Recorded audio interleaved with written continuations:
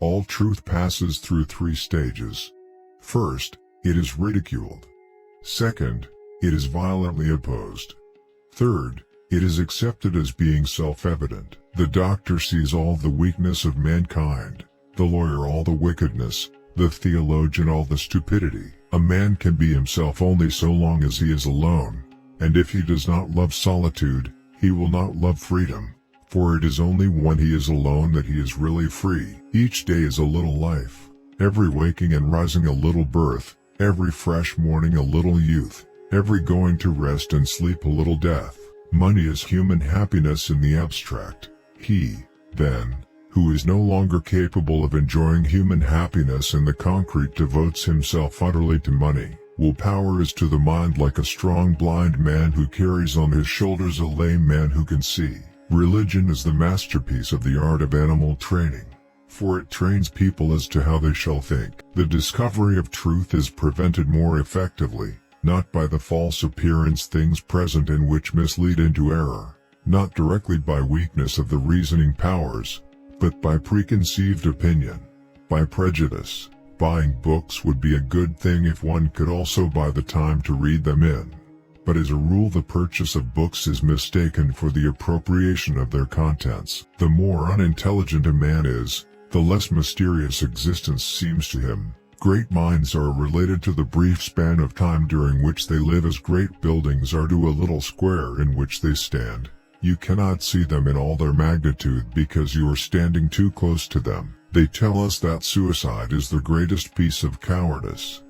That suicide is wrong, when it is quite obvious that there is nothing in the world to which every man has a more unassailable title than to his own life and person. The difficulty is to try and teach the multitude that something can be true and untrue at the same time. With people of limited ability modesty is merely honesty.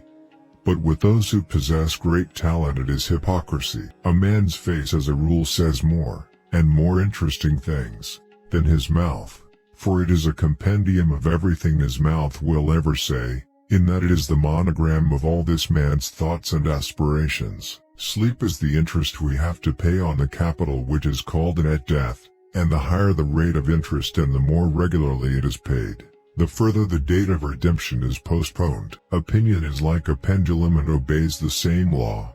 If it goes past the center of gravity on one side, it must go a like distance on the other, and it is only after a certain time that it finds the true point at which it can remain at rest. We can come to look upon the deaths of our enemies with as much regret as we feel for those of our friends, namely, when we miss their existence as witnesses to our success. Nature shows that with the growth of intelligence comes increased capacity for pain, and it is only with the highest degree of intelligence that suffering reaches its supreme point. The wise have always said the same things, and fools, who are the majority, have always done just the opposite. Suffering by nature or chance never seems so painful as suffering inflicted on us by the arbitrary will of another. Boredom is just the reverse side of fascination.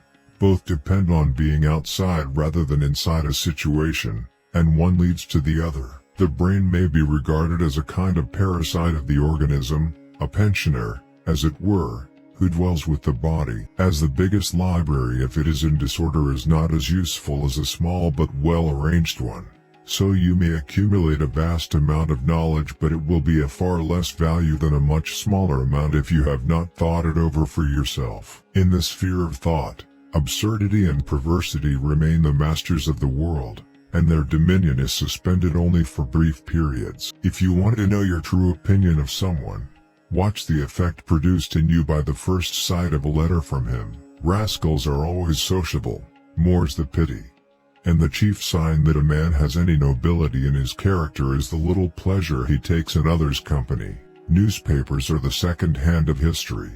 This hand, however, is usually not only of inferior metal to the other hands, it also seldom works properly. Patriotism, when it wants to make itself felt in the domain of learning, is a dirty fellow who should be thrown out of doors. Honor means that a man is not exceptional, fame, that he is.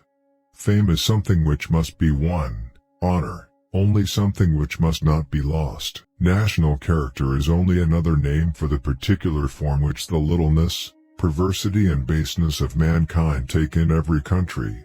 Every nation mocks at other nations, and all are right. For an author to write as he speaks is just as reprehensible as the opposite fault, to speak as he writes, for this gives a pedantic effect to what he says, and at the same time makes him hardly intelligible. There is no absurdity so palpable but that it may be firmly planted in the human head if you only begin to inculcate it before the age of 5, by constantly repeating it with an air of great solemnity. To find out your real opinion of someone, judge the impression you have when you first see a letter from them. The man never feels the want of what it never occurs to him to ask for. The alchemists in their search for gold discovered many other things of greater value. It's the niceties that make the difference. Fate gives us the hand, and we play the cards. Great men are like eagles, and build their nest on some lofty solitude.